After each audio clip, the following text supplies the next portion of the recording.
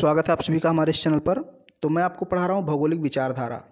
और अभी तक इस पर एक वीडियो बनाया है मैंने, जिसमें मैंने पुनर्जागरण काल की बात की थी और उसके अंतर्गत कौन कौन सी खोजें हुई, यात्राएं कौन कौन सी हुई, किसने यात्राएं की, कौन कौन से महाद्वीप की कब कब खोज हुई, मैंने उसमें डिस्कस किया था। ओके, कौन कौन से देश खोजे गए, सारी चीज़ें मैंने डिस्कस की थी। वो क्वेश्चन बहुत इंपॉर्टेंट है और आज मैं जो क्वेश्चन पढ़ाऊँगा ये भी बहुत ज़्यादा इंपॉर्टेंट है। तो आज का जो हमारा टॉपिक है वो है निश्चयवाद या नियतिवाद। ओके, इसको आप प्रकृतिवाद भी कहते हैं। ये एक विचारधारा है, जर्मन विचारधारा, और यहाँ से क्वेश्चन हर बार पूछा जाता है। कभी कभी तो 500 शब्दों में पूछ लिया जाता है, लेकिन ज़्यादातर 200 शब्दों में ही पूछा जाता है। तो मैं यहाँ पर आपको 200 शब्दों में ही बताऊँगा। हालांकि अगर आप कॉन्सेप्ट समझ गए तो आप 1000 शब्दों में भी लिख सकते हैं, क्योंकि बहुत ही आसान टॉपिक है। निश्चयवाद, नियतवाद या फिर इसको प्रकृतिवाद कहते हैं। नाम ध्यान रखना। ओके, अगर आप नाम को समझ गए तो इसमें कुछ है ही नहीं, इतना आसान टॉपिक है। देखिए यहाँ पर मैंने 3 नाम इसका लिखा है, पहले इसको समझ लीजिए। प्रकृतिवाद मतलब जो कुछ भी होगा सब प्रकृति ही होगा। जहाँ कहीं भी बात होगी प्रकृति की ही बात होगी। वाद का मतलब क्या होता है? बात। प्रकृति का मतलब नेचर, यानी कि प्रकृति की ही बात होगी। पहले मैं हेडिंग समझा रहा हूँ, वैसे बाकी सारी चीज़ें आप समझ जाएंगे। निश्चयवाद का मतलब जो चीज़ें प्री डिसाइडेड हैं, मतलब निश्चित है, कुछ उसमें आप चेंज नहीं कर सकते। फिर है नियतवाद। नियत का मतलब भाग्य, यानी जो आपके भाग्य में लिखा है वही आपको मिलेगा, वही आप करेंगे, उसके इतर यानी उसके अलावा आप कुछ नहीं कर सकते। तो इन तीनों का मतलब कहीं ना कहीं ये है कि प्रकृति ने जो निश्चित कर दिया है वही आपको मिलेगा, उसके अलावा आप कुछ नहीं पा सकते। ओके, यानी प्रकृति के नियंत्रण में कहीं ना कहीं आप हैं। तो प्रकृतिवाद या निश्चयवाद या नियतवाद का मतलब क्या होता है कि मनुष्य प्रकृति के नियंत्रण में काम करता है। अब यही सारी चीज़ें हम लोग को पढ़नी है, बहुत ही आसान टॉपिक है। देखिए, प्रकृतिवाद की संकल्पना अत्यंत प्राचीन है। मैं कलर चेंज कर देता हूँ थोड़ा सा। प्रकृतिवाद की संकल्पना अत्यंत प्राचीन है। प्रकृतिवाद इस तथ्य पर आधारित है कि किसी देश की जलवायु, वनस्पति, मिट्टी, उच्चावच, भौतिक स्वरूप आदि का उस देश के मानव समाज को किस हद तक प्रभावित करते हैं। मानव समाज इन तत्वों से अलग नहीं रह सकता। ओके, तो एक बार मैं फिर से पढ़ता हूँ। प्रकृतिवाद की संकल्पना अत्यंत प्राचीन है। प्रकृतिवाद इस तथ्य पर आधारित है कि किसी देश की जलवायु, वनस्पति, मिट्टी, उच्चावच, भौतिक स्वरूप आदि उस देश के मानव समाज को किस हद तक प्रभावित करते हैं। मानव समाज इन तत्वों से अलग नहीं रह सकता। अब इसको समझ लीजिए, फिर मैं आगे बढ़ता हूँ। देखिए, प्रकृतिवाद कहता है कि किसी भी देश के नागरिक या निवासी या किसी भी क्षेत्र के निवासी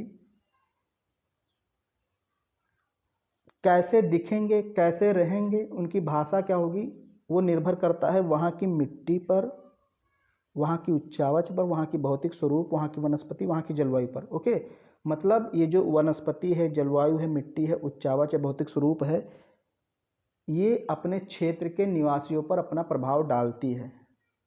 भाई देखिए, आप वेस्ट इंडीज़ के लोग काले होते हैं, भारत के लोग सांवले होते हैं।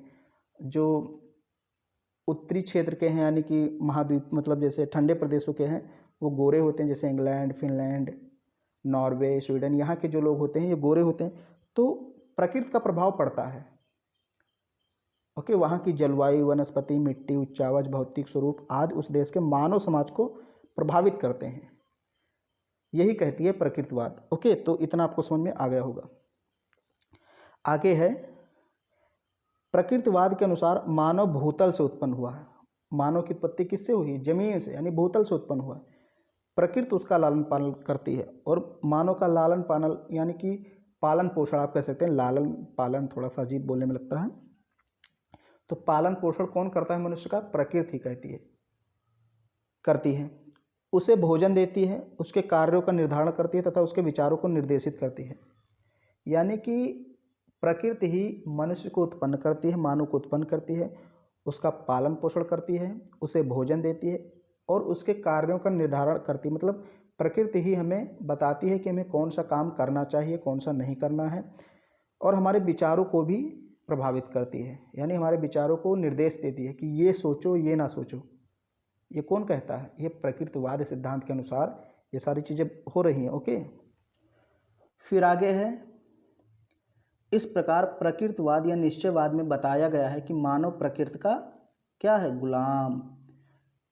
प्रकृतिवाद, निश्चयवाद या फिर नियतवाद, तीनों इसको बोलते हैं।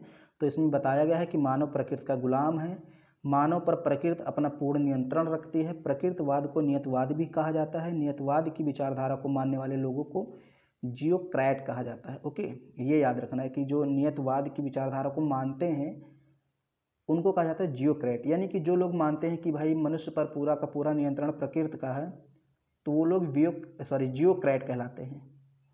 तो नियतवाद कितना सरल है आपको समझ में आ रहा होगा। फिर यहाँ है,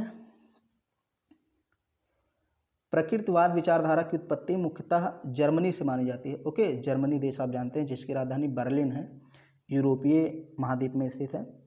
तो यहीं से इसकी उत्पत्ति हुई। प्रकृतिवाद की विचारधारा को स्वीकार करने वाले विचारकों में Ratzel, Humboldt, Renner, Carl Ritter, कुमारी, Ellen Churchill Semple, Ellsworth Huntington, Carl Sauer, Charles Darwin, Herbert Spencer आदि भूगोलवेत्ता थे। यानी कि ये जो भूगोलवेत्ता का मैंने नाम बताया, नाम फिर से आप पढ़ लीजिएगा, Humboldt, Ratzel, Ritter, Churchill Semple, Ellsworth Huntington, Carl Sauer, Darwin, Spencer, ये जो विचारक हैं ये सब प्रकृतिवाद के समर्थक हैं। ये सब कहते हैं प्रकृतिवाद के बारे में जो भी कहा गया वो सब सही है। तो इन लोग को क्या कहेंगे हम लोग, जियोक्रेट। ओके, सभी विचारकों का मत था कि मानव अपने सभी क्रियाकलापों को प्रकृति के वश में रहकर संपन्न करता है। फ्रेडरिक रैटजेल की शिष्या कुमारी एलन चर्चिल सैम्पुल का कथन था कि मानव भूतल की उपज है। तो मानव भूतल की उपज है, ये किसका कथन था, कुमारी एलन चर्चिल सैम्पुल, जो कि फ्रेडरिक रैटजेल की शिष्या थी। तो आज हम लोगों ने जाना कि नियतवाद या निश्चयवाद या प्रकृतिवाद क्या है। ओके, तो बहुत आसान था भाई, आप इसको डिटेल में कर सकते हैं। 200 शब्दों में आपको लिखना है, इसलिए मैंने इसी आधार पर इस प्रश्न का उत्तर लिखा है। बाकी अगर 500 शब्दों में आता है तो आप लिख सकते हैं भाई कि प्रकृति हम पर कैसे नियंत्रण रखती है। ओके, इसमें यही बताया गया कि प्रकृति का मानव पर पूर्ण नियंत्रण होता है, प्रकृति का मानव गुलाम होता है, प्रकृति से हटकर मानव अपनी इच्छा अनुसार कुछ भी नहीं कर सकता। ओके, जो कुछ भी है वो सब प्री डिसाइडेड है। हेडिंग से ही आप समझ जाएंगे। तो बहुत ही आसान प्रश्न था और उत्तर भी आसान था। उम्मीद करता हूँ ये प्रश्न और उत्तर आपको समझ में आया होगा। वीडियो आपको पसंद आया होगा तो इसको लाइक कीजिए, शेयर कीजिए। चैनल पर पहली बार आए हैं तो चैनल को सब्सक्राइब जरूर कीजिए।